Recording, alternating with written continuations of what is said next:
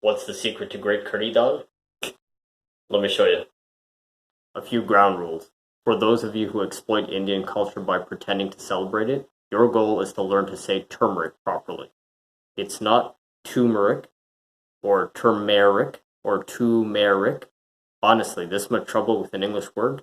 And remember, there are two R's in turmeric. Of course, you have the insecure yuppie who can't handle minor embarrassment.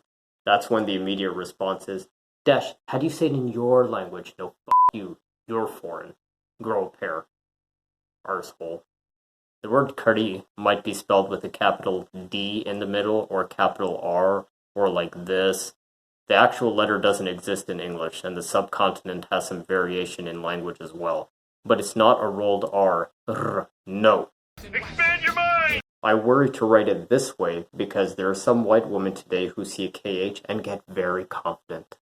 For the Indians, South Asians out there, if you're looking for a way to reduce fat and you're tired of all the strange foods your dumb kids buy, like quinoa or chia, foods that make your mouth hurt, this is for you.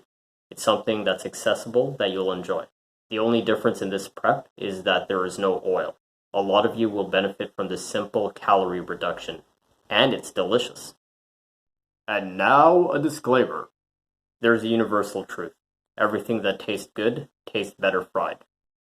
Alright, let's get busy. I start by eyeballing a teaspoon of salt into the pot. You can measure this if you'd like. I make this often enough that I use my pifometer. Splash in some water and really give it a good swirl here.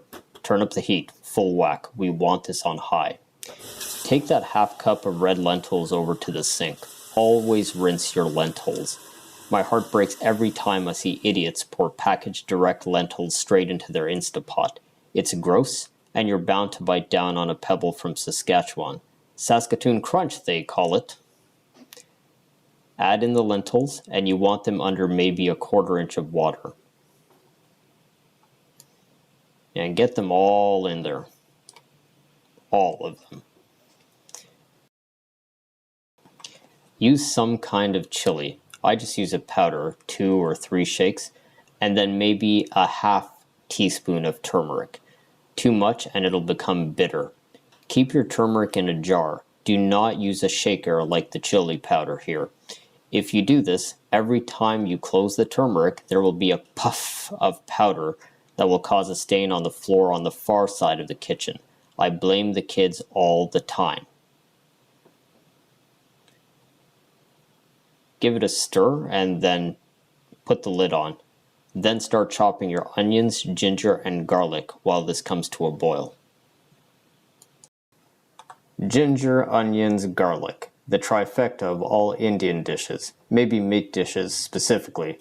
The food is always regional. And India is the world's largest multi-ethnic center. You may have thought it was Toronto, or even more foolishly, Sheffield, UK. Speaking of ethnic cuisine, you ever had an Eccles cake? That thing is amazing. My God, let me tell you. I don't eat dairy that often, but when I do, I load up. That Eccles cake does not disappoint. You'll notice I'm using a steak knife to chop here. I've been using the same steak knife set to do this for years, so I have an idea of how much pressure I'm applying. You can use a proper chopping knife. I also don't tend to chop in a lovely plate like this one. It's just offering a contrast so you can see what's happening. I don't puree my ginger and garlic. That's my style. I like being surprised with a piece of ginger when I eat. You can certainly buy a ginger garlic paste to have at the ready. Yes, friend, I know what a clove of garlic looks like. Split the end, crush, and peel it right off.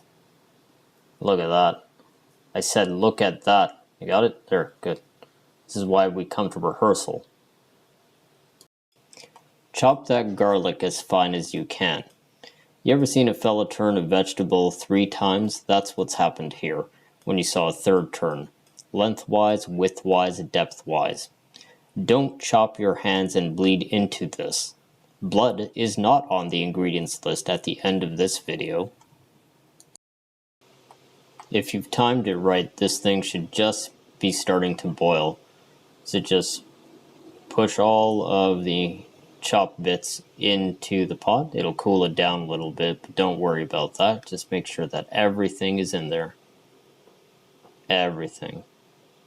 And give it a stir to incorporate everything evenly.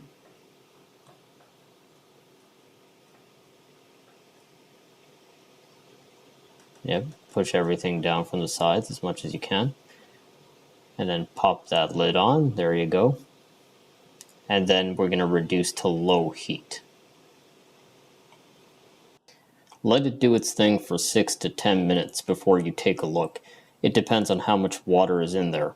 After you make it twice, you'll develop a feel for it. I like my Kadhi Dal to be thick, not soupy, because I can put it in a bowl and eat it with a tablespoon. You don't need bread or rice here, it's already carb heavy. Put it in a dark colored bowl to really make it pop. It also feels like you're eating more.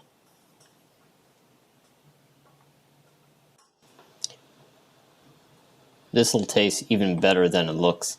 Ooh, money shot there, boys and girls. Well done. I can eat this without getting gassy. You might float, so build up to it. Eat this twice a week and I guarantee you'll lose weight. Alright, I'll see you in the next one. Bon appetit!